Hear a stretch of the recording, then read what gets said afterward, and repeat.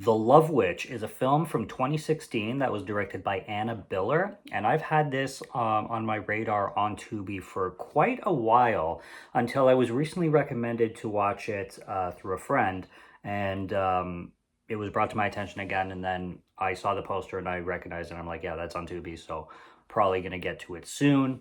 And I went into it completely blind. I did not know the plot or anything like that, other than a love witch who I assume makes men fall in love with her, which was the case. And this film is shot to mimic and be in the style of like the 1960s, 1970s Technicolor era, where you have the really bright reds and the really bright yellows and that pure like late 60s music that it just feels like its era, the whole like 1969 Woodstock feel of cinema, the way it was. Kind of like, you could say Wizard of Oz too, because Wizard of Oz used Technicolor, but we're talking way more like 60s and 70s retro style. Lots of color in this film. And I'm telling you, like the cinematographer and the the the camera people and the director and everybody, the production, everybody involved in the production made this look like a 60s film. Um, Everybody looks the part. Samantha Robinson is the star. She's the love witch. Her name is Elaine. And this film starts off with her driving in a purely 60s style shot. Like she's driving a car and it looks like Psycho in color, though, Technicolor. And she's narrating, she's leaving her old town. She knows this woman named Trish. They have a mutual friend who I think is named Barbara. And Elaine is now going to be moving in with Trish and staying in the upper apartment of her flat or wherever she lives. And she had a husband, she's leaving him. We can kind of take a guess on what happened to him. And she makes potions, at times some really, really stomach churning ones. There was one time in the middle of the film that it was like, oh, that is absolutely disgusting. If you've seen the movie, you know what I'm talking about. But her narration is hilarious. This film made me laugh so hard. It's so funny and so clever, and it is really heavy on the feminism, but it is clever feminism. It's no Black Christmas feminism. Like, this is the type of feminism that's actually funny. And when Elaine is having, like, there's this dinner or they go out for tea in the first act, and they're having a conversation with each other about relationships and, being with men and stuff like that. And everything Elaine is saying is so true. She's just, the script, she nails it. This being written by a woman makes total sense to me, because everything that comes out of Elaine's mouth, I'm just like, you are so right. You are absolutely right.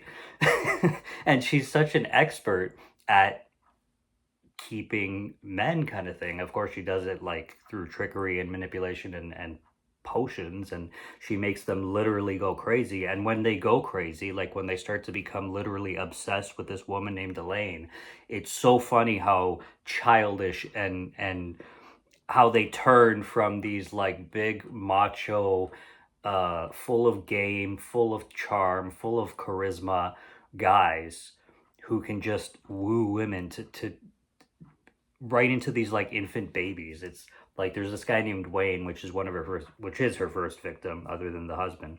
And like they go away to this like cabin, and their dialogue and the way she's speaking to him, she's just like treating him like a king.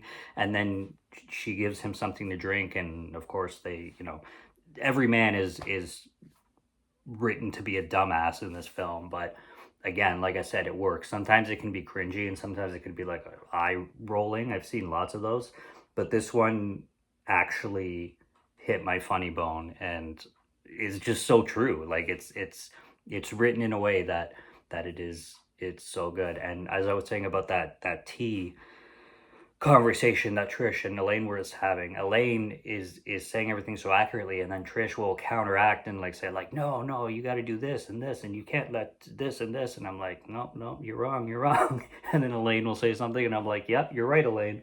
So that's just my opinion, though. I don't know. I'm one guy with one opinion, but that's how I felt about it, and I really like this film didn't bother me in any way with the feminism at all. I This film is really hard to find, and I've seen it on eBay, but it doesn't go for cheap. I think the cheapest Blu-ray I've found is $40, which I liked this film enough to pay that. And I do want this in my collection, and as soon as I get it for a decent price, I will be purchasing this. But like I said, it is streaming on Tubi right now if you want to check it out, and I'm sure it's on other streaming platforms to watch. And it's just a treat. It's a visual treat because of how well they do with the Technicolor style of the 60s. Like it, and the music too. The score is just pitch perfect. Like pitch perfect. I don't know if it's original or not, but it sounds straight out of that era. Like straight out of that era.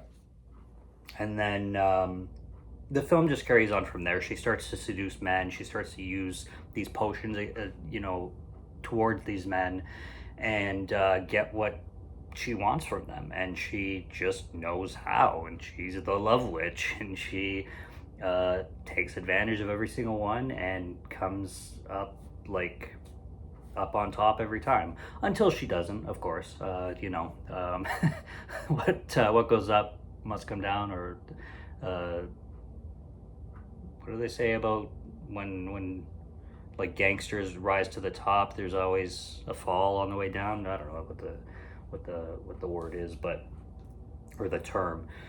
But regardless, there's like a sheriff, which I forget the sheriff's name, but he is one of the guys that she tries to seduce, and he is investigating her because there's a murder that happens, and the body is being investigated, and he becomes part of the plot.